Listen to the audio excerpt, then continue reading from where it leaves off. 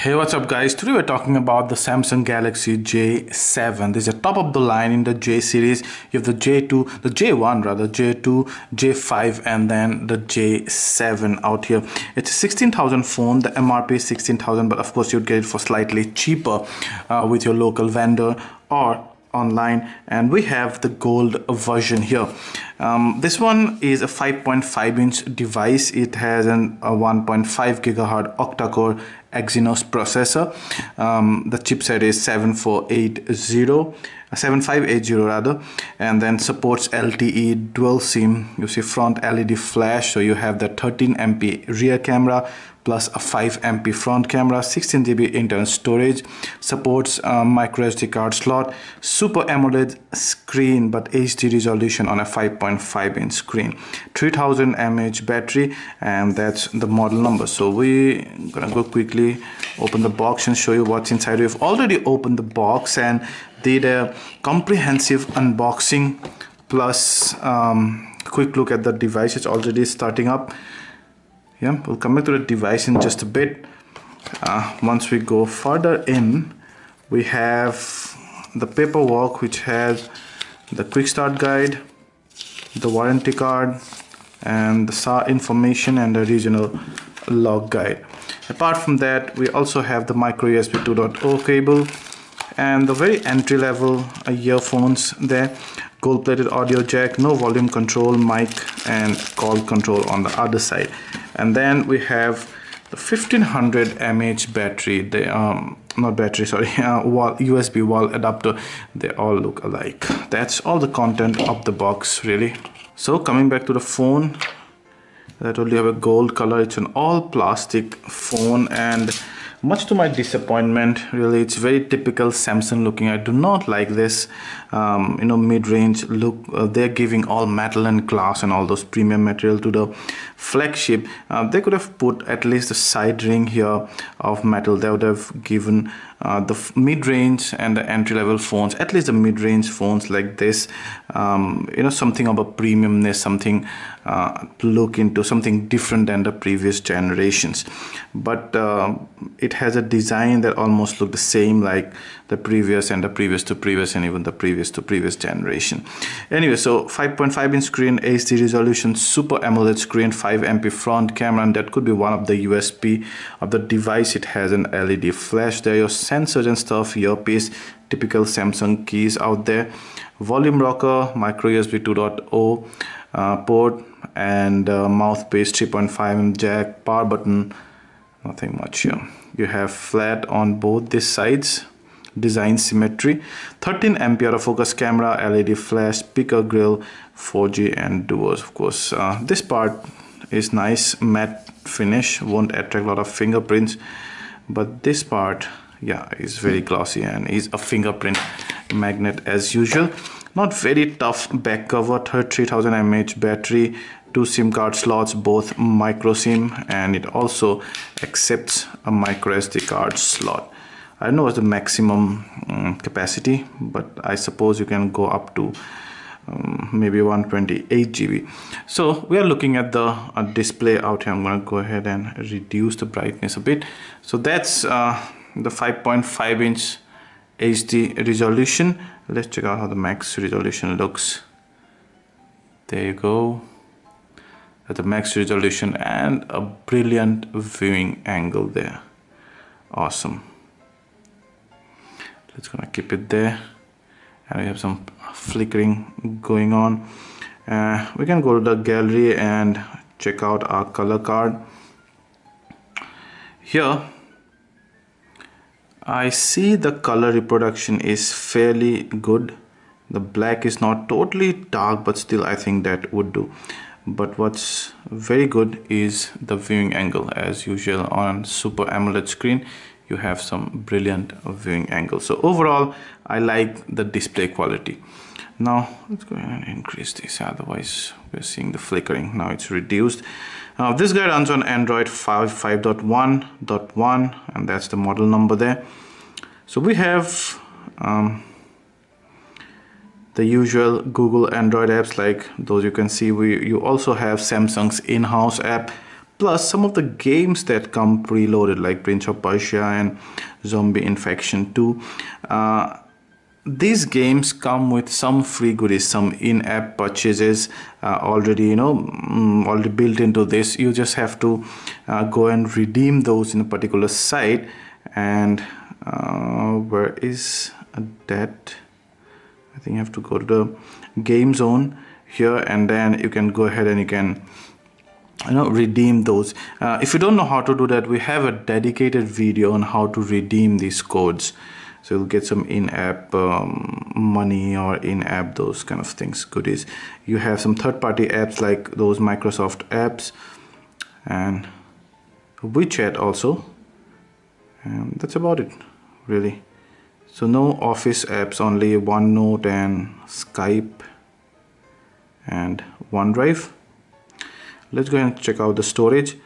Out of 16 GB, you see roughly just under 10 GB is available. You have some media out there, so I can safely say you'll get at least 10 GB of storage spaces. I'm gonna close all, and then let's go ahead and check out the RAM management, for which you'll have to go to application manager, and then running. You see, so it has 1.5 GB of RAM. Out of 1.5 GB, 750 is 50%. It has less than 50% of RAM available. That's even cache RAM usage slightly on the higher side. Otherwise, all the apps are pretty usual. You have the Smart Manager there, and then your gallery. Let's check out. It also comes with an FM radio, which is a good thing, and that's the 13 MP back camera, which is fairly fast. And then we have a front camera. Wow, which is bright. It's real bright. You also have a beauty mode here, with which you can decrease the detail of my face. Doesn't help much. Doesn't help the beast much. You probably already have to be beauty to some extent. And then you have some effect and self timer and whatnot. You also have a flash there. There, see? And it's kind of a continuous light. It does not actually it does not fire when you press the button. So I have the flash here. What do I see? Oh, a blurry image. Let's try again. Flash on.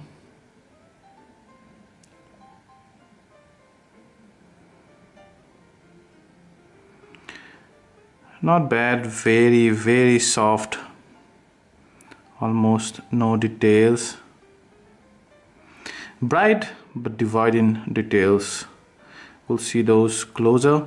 And then coming back to the back camera, again you have multiple modes out here: auto and pro mode. You have white balance settings and ISO, exposure compensation, scale there, panorama, continuous shot is a different mode altogether. So no longer you can go to auto and simply press this to have the continuous shot. We love that. But here you actually manually have to go to continuous shot and then start shooting. So you've checked the image and video quality. They are very decent for the rear camera. Very good amount of detail under enough light. This oversaturate the green and the pink color just a tad bit, but not much. If you really stretch the camera, you'll see the softness, and specifically when you shoot something like a very detailed object like leaf or flowers. But overall, I would say under enough light, this is a very good quality camera. Under low light, well, the detail drops drastically. Similar case is with the video. It's relatively sharp in the center, but slightly fuzzy on the edge. Good enough detail and color reproduction under enough light, but details drops down under low light.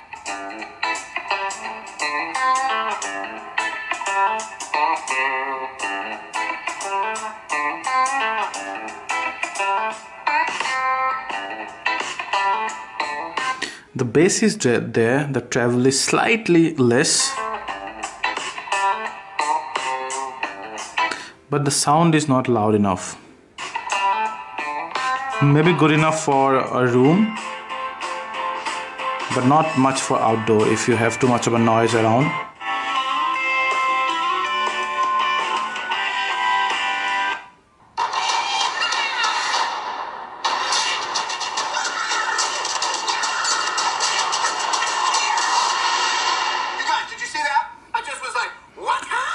Surround sound is brilliant.